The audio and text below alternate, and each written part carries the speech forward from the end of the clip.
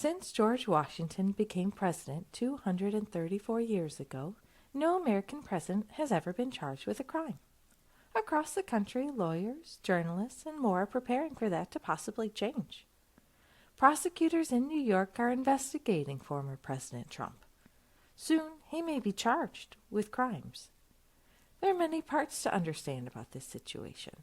There are the alleged crimes, how they're being investigated, the unique position of a former president, and Mr. Trump's dedicated followers and strong detractors. Learning about each aspect helps us understand the broad effects of Mr. Trump's possible arrest. In the justice system of the United States, someone accused of a crime is presumed to be innocent until they are proven guilty. As lawyers and reporters discuss this unique situation, they will use the word alleged. An alleged crime is what the prosecutors think happened but hasn't been proven to a judge or a jury yet. Mr. Trump's alleged crimes began just before he was elected president in 2016. A woman named Miss Daniels said that 10 years before, Mr. Trump had broken business promises to her and personal promises to his family. Allegedly, Mr. Trump worried that if more people knew about this story, it would dissuade them from voting for him. One of Mr. Trump's closest supporters, Mr. Cohen, offered to find a solution. He paid Miss Daniels money, and she agreed to keep her story a secret. Later, Mr. Trump paid Mr. Cohen back the money he had paid to Miss Daniels. Giving someone money isn't a crime. However, Mr. Trump wrote his payment to Mr. Cohen for a legal expense. That may have been a lie. Misrepresenting why he paid Mr. Cohen may be a crime called business fraud.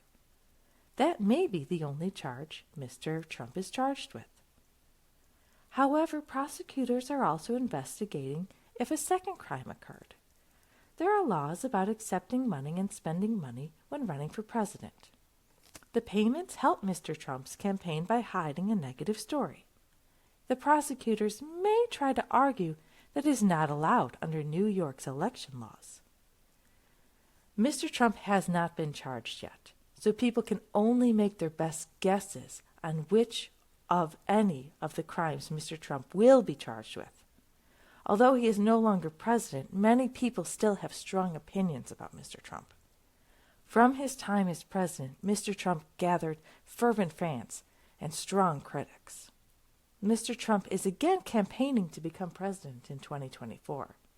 To his supporters, arresting Mr. Trump now could appear to be about interfering with Mr. Trump from becoming president again, rather than it being about the alleged crimes.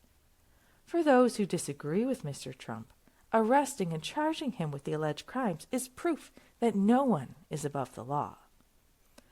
When new things happen, there are almost always unexpected consequences. If Mr. Trump is charged, we will all learn how this affects our nation.